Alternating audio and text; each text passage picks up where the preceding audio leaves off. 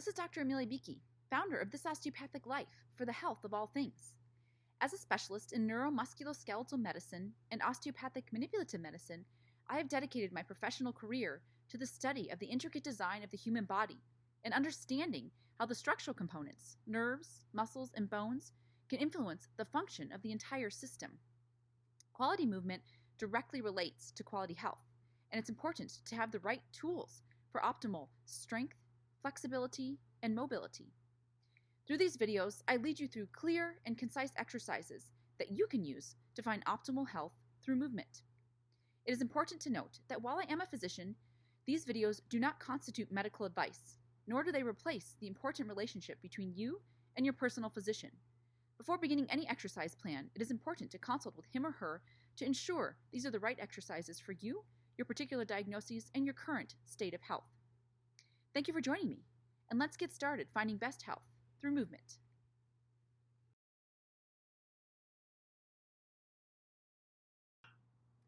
In this episode, we're going to cover the lumbar sacropelvic release and warm-up, this time in the standing position. We're going to go through 3 planes of motion and show you some exercises that can help improve mobility in the low back and spine. This is great if you've been seated for a long time and you'd like to stand up and start to warm up the back before you start on a walk or perhaps a hike, or just generalized mobility. We're going to first work in the plane of flexion and extension. Flexion is when we close the angle in the front of our body, and extension is when we open it and stand tall.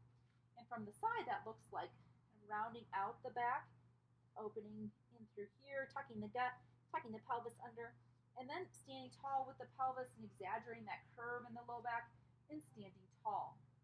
We always want to think about driving this through the pelvis, and so you can have your hands on your hips for reference as you tuck under and curl and feel that loss of the curvature here, and then we extend, exaggerate that curve, and stand up.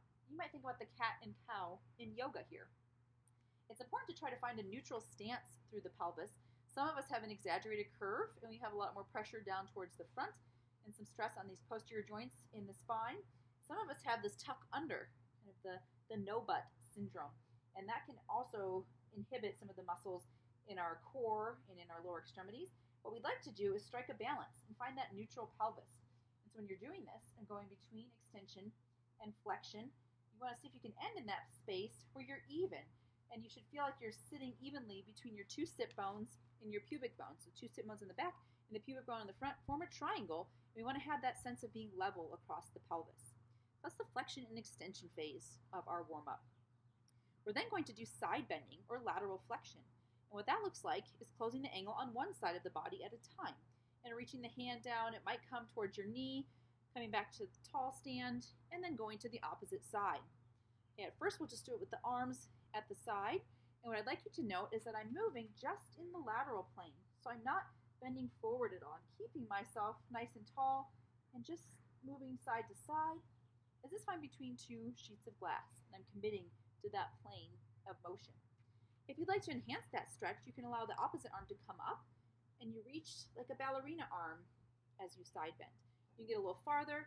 You can also start to open up the ribs into the arm on that upper arm that's reaching. So that's flexion, extension, and side bending. The third plane of motion that we're going to address is rotation. And rotation is when we're spinning about the spine, essentially. And what we like to do first when we come into rotation is think about getting tall and making space between those vertebrae. So at the end of a long day, you might feel like you're kind of tucked down and gravity's weighing on you. We really want to think about standing tall first, so there's space when we ask those vertebrae to rotate. Okay? And at first, you can just rotate here with the hands close and just start to feel that rotation, keeping my hips square and rotating above them.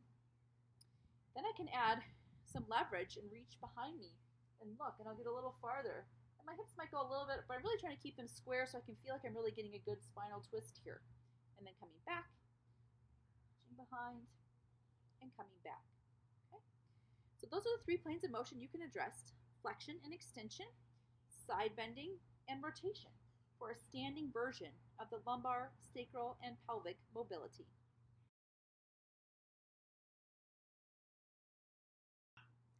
Thank you for joining in on this episode of This Osteopathic Life, Best Health Through Movement. This is Dr. Amelia Bueche, and we'll see you next time.